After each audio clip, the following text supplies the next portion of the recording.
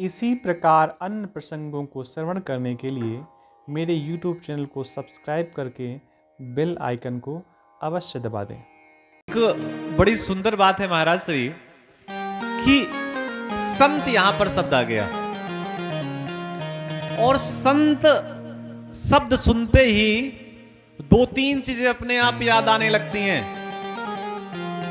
जैसे ही आप संत सुनेंगे तो आपको समझ में आएगा कि संत का मतलब बड़ी बड़ी दाढ़ी, बड़ी सी चोटी।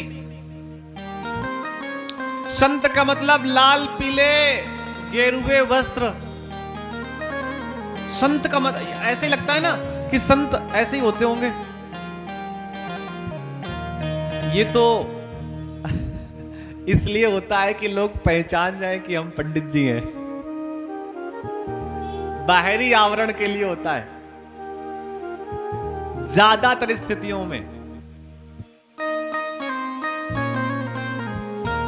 अब आप बताइए, अगर हम इतना वेशभूषा बना करके ना बैठे हैं तो कैसे मालूम पड़ेगा पंडित जी आ रहे हैं।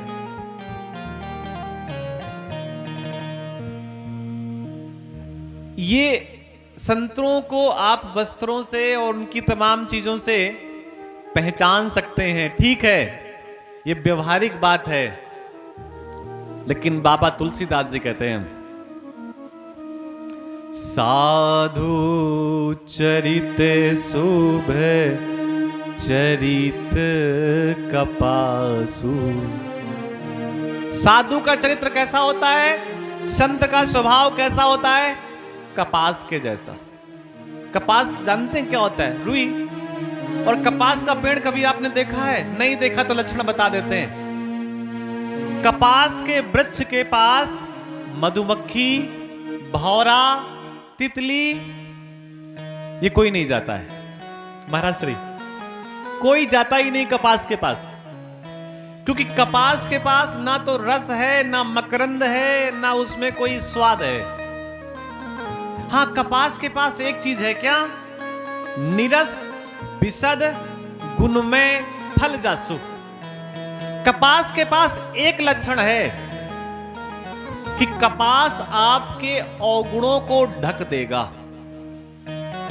आप और हमारे घर में जैसे ही बालक जन्म लेता है या बिटिया होती है, सबसे पहले उसकी कमर पे कपड़ा लपेट देते हैं।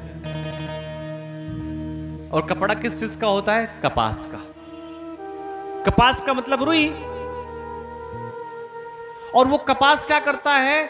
व्यक्ति के अंगों को छिपाने का काम करता है या अवगुणों को छिपाने का काम करता है।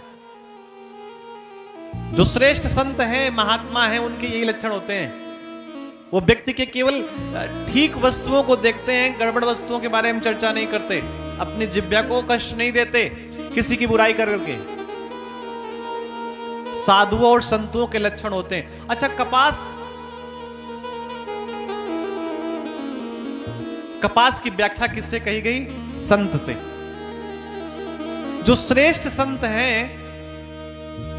वो अगर किसी से कुछ लेते भी हैं तो इतना लेते हैं कि सामने वाले से वस्तु भी चली गई और सामने वाले को यह भी एहसास नहीं हुआ कि हमसे कुछ कम हो गया। जितना भौरा लेता है ना, उतना ही संत लोग समाज से लेते हैं। भौरा, जितने भी हमारे पास फूल आते हैं वो सब पहले कहीं न कहीं भौरे के द्वारा उनका रस निकाला जा चुका होता है। वो कोई भी पुष्प हो, लेकिन रस निकल गया या फूल जूठा हो गया, ये एहसास नहीं होने देता। कौन? भौरा। और अपना काम भी कर लेता है। मधुमक्खी कितना शहद बनाती है, कहां से बनाती है? फूलों से। लेकिन कोई फूल कहता है क्या कि मैं जूठा हो गया, मेरा रस निकल गया? नहीं कहता। यही साधु और संत लोगों के गुण होते हैं। साधुओं का ये स्वभाव होता है और यही श्रेष्ठ साधुओं के लक्षण भी हैं। अच्छा, एक चीज और भी है, ऐसे श्रेष्ठ साधु बहुत कम मिलते हैं, बड़ा ढूंढने के बाद। और मिल जाएं तो अपने पास आपको बैठा लेंगे नहीं बहुत देर तक। हाँ, कोई आपका विशेष स्नेह है, प्रेम है, तो एक अलग बात है। अन्यथा जो परमात्मा के निकट बैठ गए हैं या जो परमात्मा के बिल्कुल निकट हैं, परमात्मा का उन्हें एहसास है, उन्हें हमारी तुम्हारी वस्तुओं से कोई लाभ नहीं है, क्योंकि उनको वो मिल गया है क्या, बहुत बड़ा धन। मीरा ने महाराज से जब घर छोड़ा तो उसने एक गीत गाया। उसने क्या कहा? पायो जी मैंने